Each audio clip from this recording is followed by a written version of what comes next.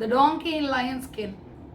Once upon ఏ time ఏ donkey found lion skin. Okay, so కొంతకాలం క్రితం ఒక గాడిద ఉందన్నమాట. సో ఒక గాడిదకి సింహం యొక్క చర్మం అనేటువంటిది దొరికింది.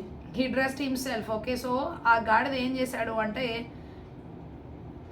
ఆ యొక్క సింహం యొక్క చర్మాన్ని తన మీద ధరించుకున్నాడు అనమాట. సో సింహం లాగా దాని యొక్క చర్మాన్ని ధరించుకొని సింహం లాగా ఫీల్ అవ్వడం ప్రారంభించాడు.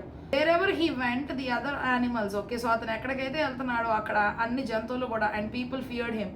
అక్కడ ఉన్నటువంటి మనుషులు కూడా చాలా భయపడుతూ ఉన్నారు. Every one thought that he was a real lion. ఇంకా అక్కడ ఉన్నటువంటి మనుషులందరూ కూడా అమ్మో వీడు సింహం అని చెప్పి చాలా మంది భయపడ్డారు. Soon he started to think of himself as a lion. ఇంకా తర్వాత అతను తన గురించి తను ఒక సింహం గురించి ఆలోచించినట్లుగా ఆలోచించుకుంటున్నాడు. One day he heard some donkeys. ఒకరోజు కొన్ని గాడిదలన్నీ కూడా braying in a village.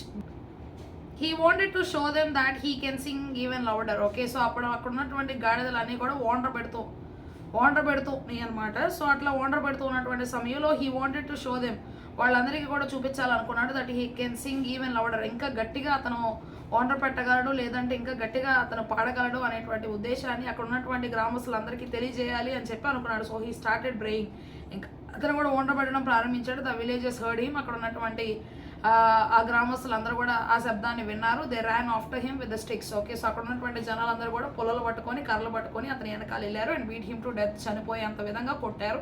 Thus the poor donkey, పాపం ఆ యొక్క గాడిద ఏదైతే ఉందో paid the price for his foolishness. అతని యొక్క మూర్ఖత్వాన్ని బట్టి తన యొక్క జీవితాన్ని పోగొట్టుకోవాల్సినటువంటి పరిస్థితి వచ్చిందనమాట. So never masquerade as someone else. ఎవరోలాగా మనం జీవించాల్సినటువంటి అవసరం లేదు, ఎవరోలాగా మనం వేషం వేసుకోవాల్సిన అవసరం కూడా లేదు.